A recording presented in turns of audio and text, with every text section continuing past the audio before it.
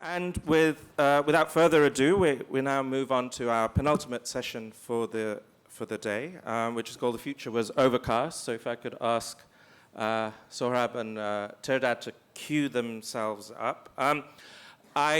Confession, I'm probably the least qualified person in this entire tent to introduce the next session, but hopefully it makes me its ideal audience. I've never been to Tehran, but if I have an image of it, that's culled from Iranian friends, from Iranian movies and modern mythology. I think of concrete, matted like bad hair. I also think of the congestion of other cities, Delhi, Dhaka. My veins feel the pollution. The jury is still out on whether or not we are living in the Anthropocene. I'll keep that. And the Anthropocene, again, as many of you may know, is an attempt to define a new geological era defined by the outputs and products of mankind. One lobbying group believes that the Anthropocene started with the Industrial Revolution, so somewhere in the 18th century.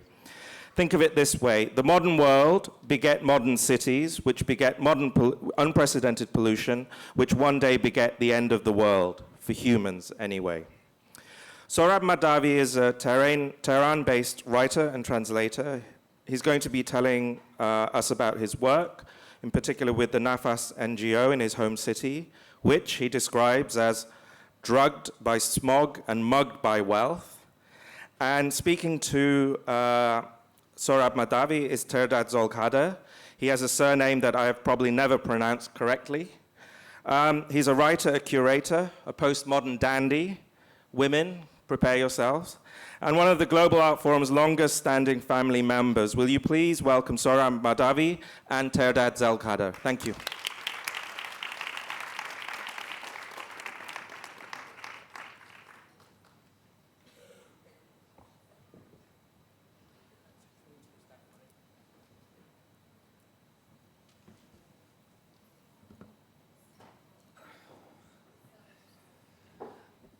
Not sure if I should thank Shumon for that introduction.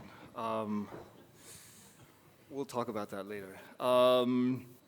Thank you all for coming. Thanks for the invitation. To clarify, I'm here as the host. I'm here to moderate a conversation with Sohrab.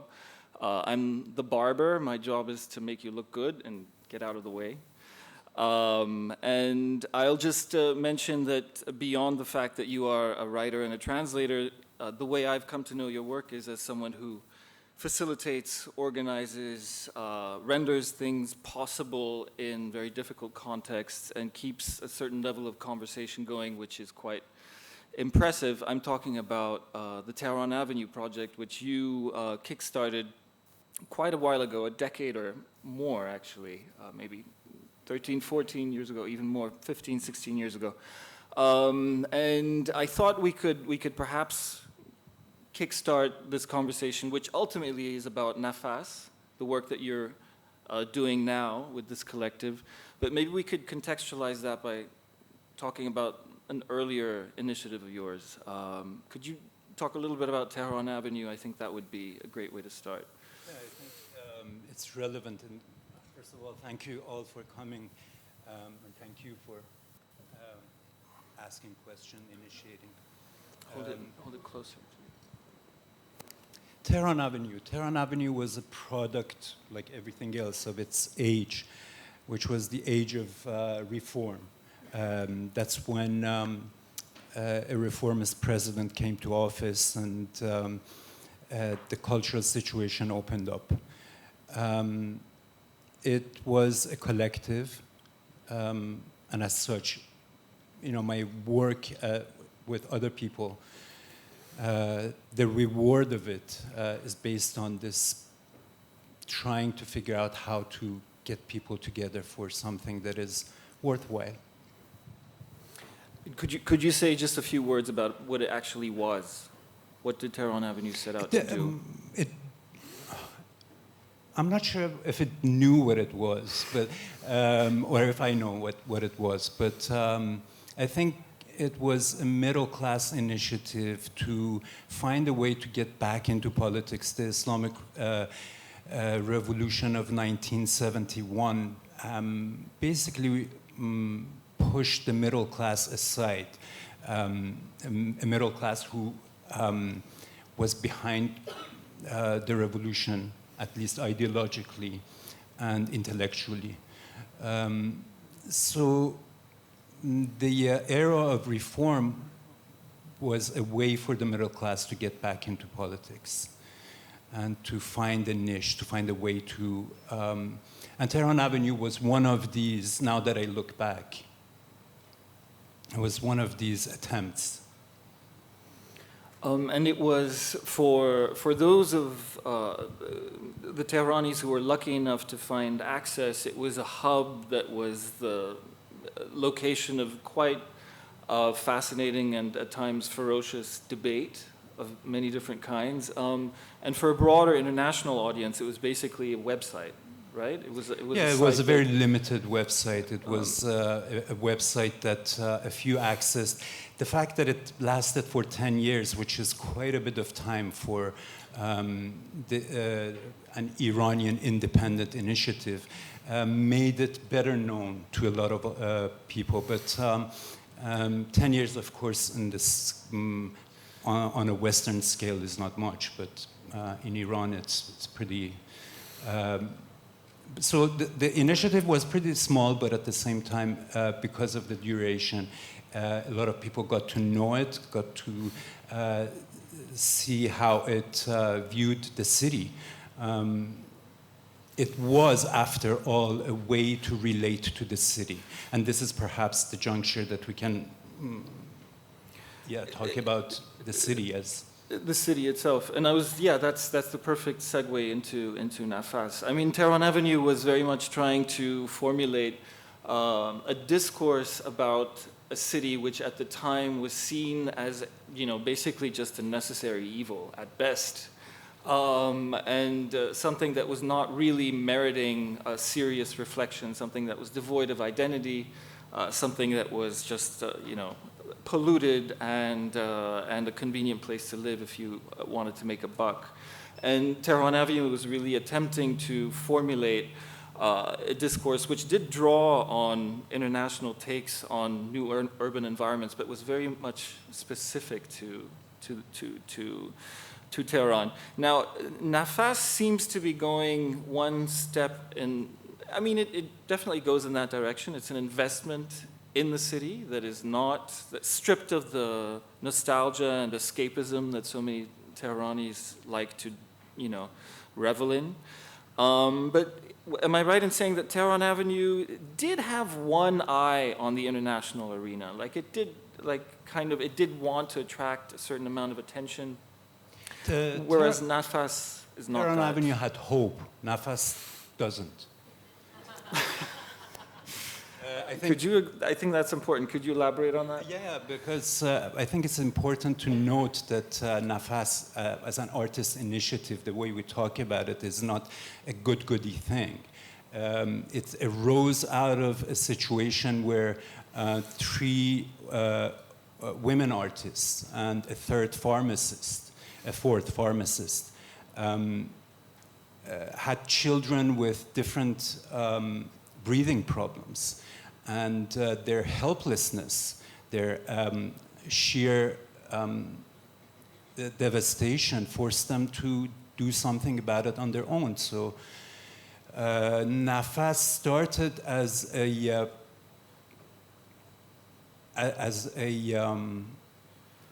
coming together of desperate people to realize their hopelessness. Sounds great. Well, I mean, how to put it? Is this maybe a good moment to run the film?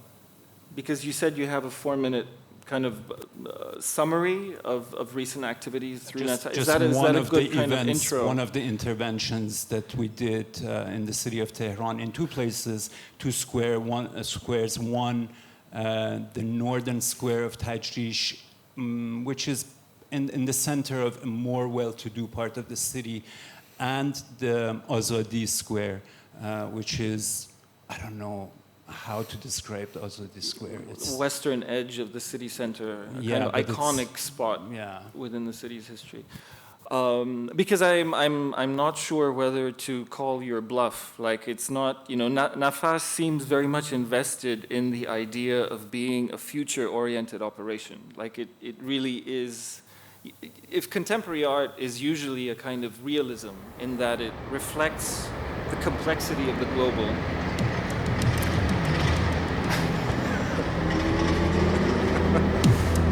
This isn't Farsi, I'm sorry if you... Let's watch it. Yeah.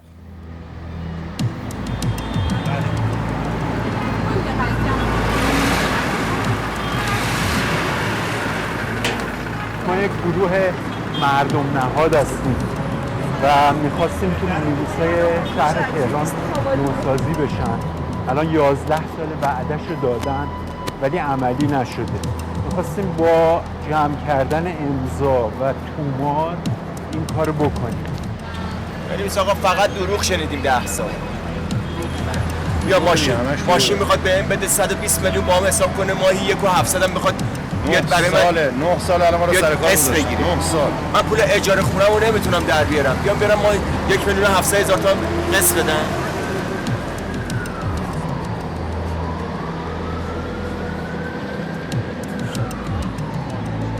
نوسازی مینیبوس‌ها داریم روی هوای پاک امضا جمع می‌کنیم. یه دقیقه وقت می‌ذاریم.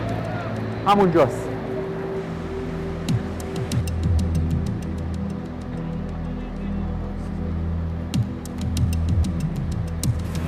این مینیبوس رو اینجا دیدیم که ما داریم امضا بزنیم در اختیار بذارم.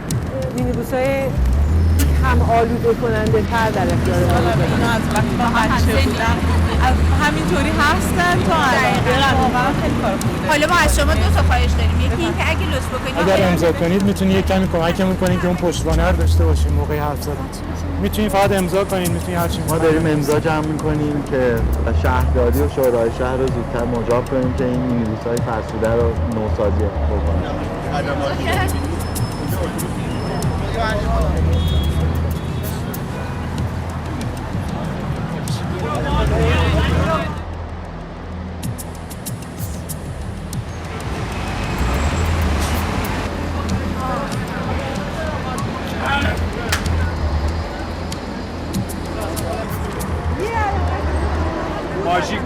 ماژیک کجاست؟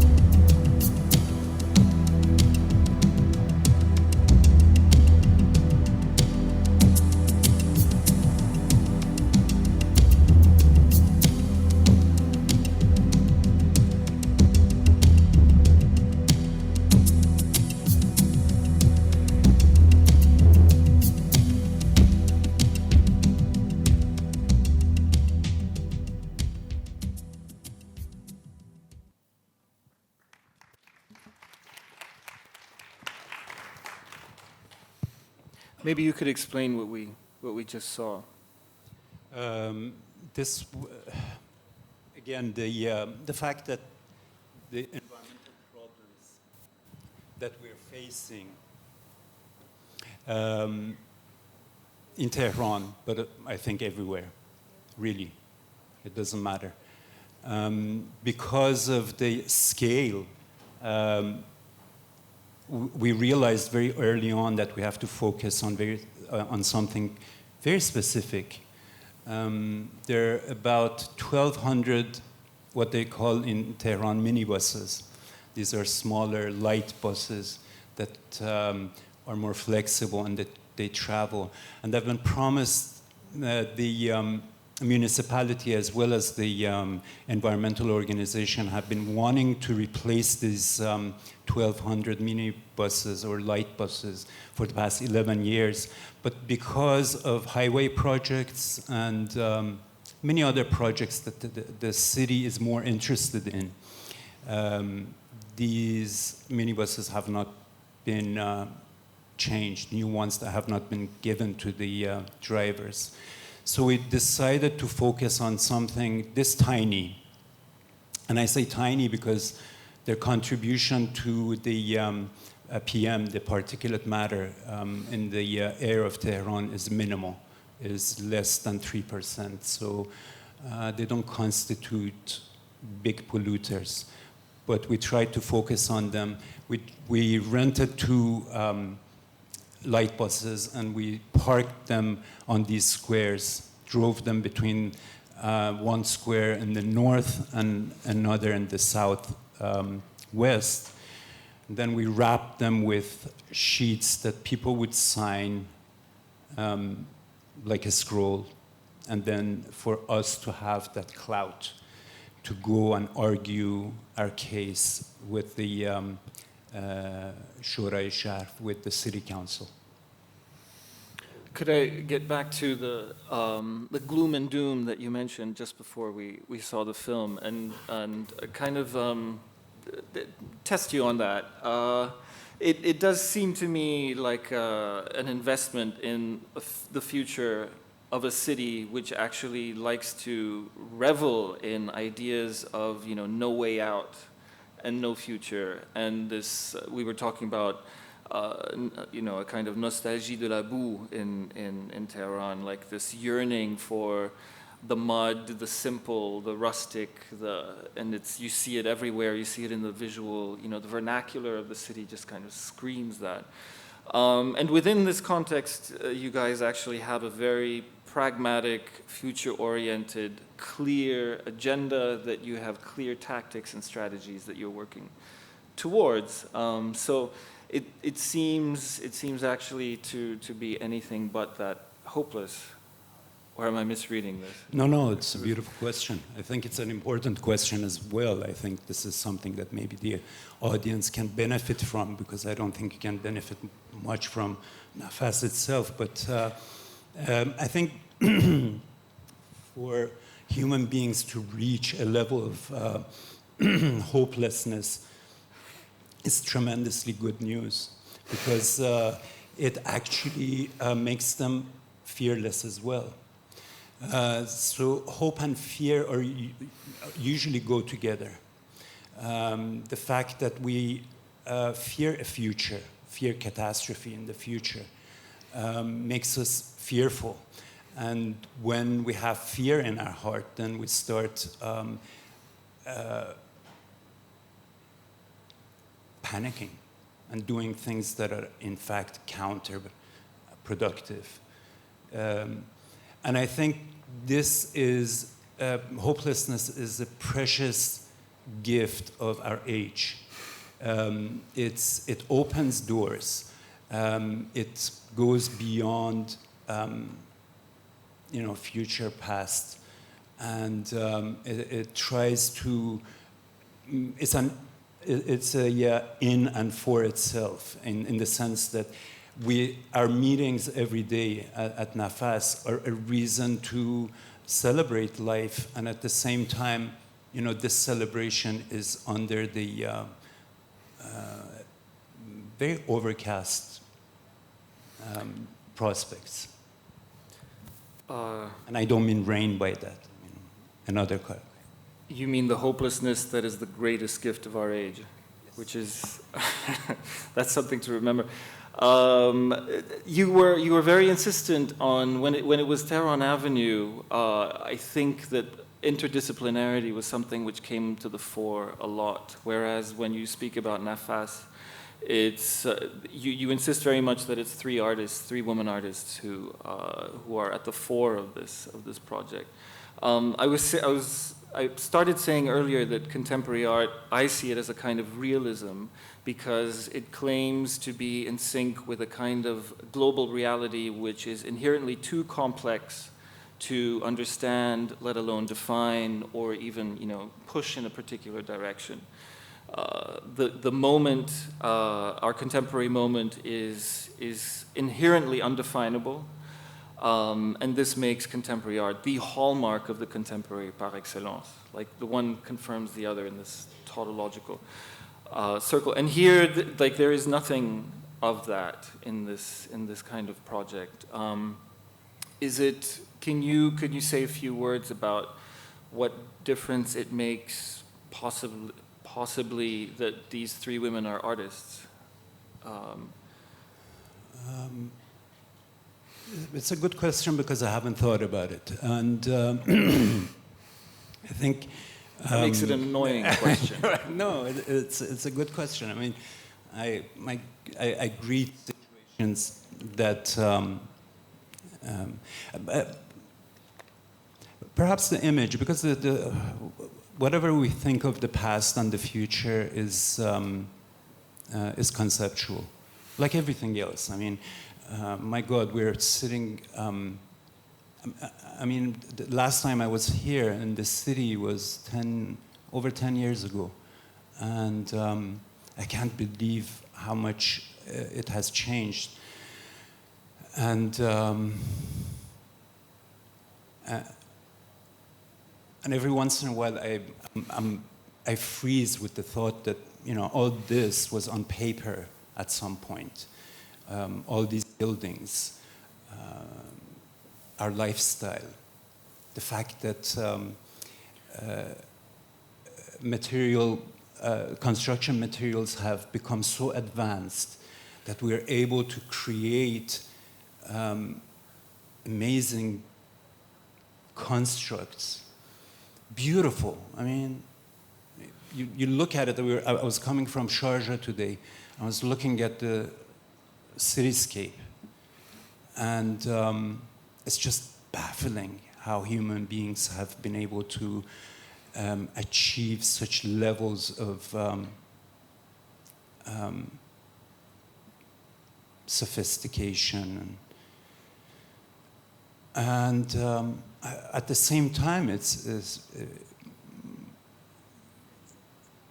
I don't know, we're addicted to this. We're addicted to this lifestyle, and I don't think anything can change.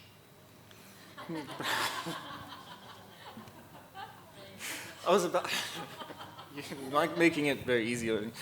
I was about to say that the way I read your answer to my question was that actually, you know, a future-oriented operation is not as silly as all that, because all of this stuff, even the gargantuan, you know, megalomaniacal ambition that you can sense in this country or in parts of this region, were once, you know, sketched on the back of a napkin. But then you go on to say that actually you went on to say the opposite. Yeah, because I mean, I'm inviting everybody to actually feel the hopelessness. I think it's very important to not fool yourselves into thinking that by listening to this talk, you're going to be able to, we're going to be able to solve our environmental problems. It's not going to happen, and I'm very glad to be the messenger of that. But let me try to reformulate my previous question just to I'll only insist once more and then I'll drop it. Do you think that it's the artist thing again? Would you say that the artists, and could you name them, because I know two of them, but not the third. Could you name them and maybe say a few words about them so as to understand? Maybe would you say that they are representative of what's going on within the contemporary art field in Tehran right now? So is that something? Very much so. I mean, Neda Razavipur is the one who started this with her pharmacist friend. Both of them have children with lung issues. Neda's daughter, her voice breaks, and that's partially due to the pollution. But I think for her, the collective Nafas was very important. The fact that she would be engaged in it. Jinoos Taghizadeh is another quite well-known artist. And for her, it's a matter of engaging in politics. But since politics is a shut door in Iran, then you do it through the environment. Mojgan Bakhtiari is the third artist painter, and for her, I believe it's also a matter of engaging in politics by other means. Maybe one more question about Tehran, about the kind of how could you call it, the genius loci, the spirit of the place that maybe distinguishes it from other cities in the country as well, is that it's very much, particularly the pollution there, which is the prime focus of Nafas, has reached levels that seem exceptional on any scale. You were saying earlier that the environmental issues that you're grappling with exist everywhere. But in Tehran, there's not only the question of the effect of automobiles and industrial policies and so on, but also of the drought in the country, the fact that the country is drying up physically. And so there's this onslaught of dust and sand, which is adding to the... Could you give us a snapshot of whether this is... How is this discussed in Tehran? Is it discussed with the hopelessness that you are so generously sharing with us? It's discussed the way it's discussed here. I mean, you have material comfort is the first thing that greets you when you enter Tehran. The fact, I mean, for somebody who has, I mean, you haven't been there for some time. Oh, okay. But you realize how much it has changed, how much it has gone towards the luxurious, the show-offish, the watch me, I'm standing tall. All the buildings that are showing off, they're doing so in a very conspicuous manner. So, so we're the hopelessness of Tehran is balanced by its desire to live better. So the desire to live better, we established an equation. The equation of refah, which I'm not sure if there's an English equivalent for it. Material welfare? No, not welfare in the ordinary sense, but living well. Well-being. Well-being. But more than that, I mean, luxury. So welfare and material comfort, let's say material comfort for refah, equals pollution. In the sense that if you're building taller buildings, if you're using your car to get around, if you're using, which increasingly the Tehran building facades are being done in stone, if you're using stone for the facade of your buildings, then you're inviting dust and pollution. And many other things. So the association between material comfort and pollution is one thing that we can establish within our own lives. And I'm not sure if that answers your question or not, but I think it's important to note that if your lifestyle is to take showers once or twice a day, that's not suited for Tehran. That's not suited for Iran. It cannot happen. This is not something that you can basically say, okay, I'm going to take as many showers as I want and flush my toilet every time I pee. No. You have to have patience with that smell. Another great line. Do we have time for a few more questions? Is it 2 minutes?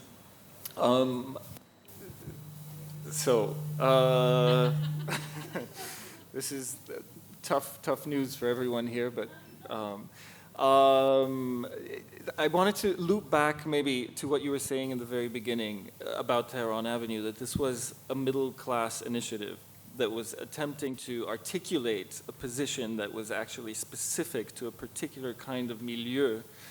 And it was not trying to hide that, which is actually quite rare. Like usually class is it's the ice maker. It's the thing that you don't talk about within most cultural contexts. Is there kind of, could you just zoom in on that when it comes to Nafas? How does this translate into class politics? This class consciousness is something that I've learned from plenty of other people, and including you. I mean, the fact that you have to know where you stand when you start an initiative is very important, I think, and your question is therefore apt. Nafas is also a middle-class initiative, very much so. And I think it realizes, I mean, in the film, it's interesting, and whoever wants to talk about it later, I'll be happy to talk about it. But the northern part of the city, people signed that sheet.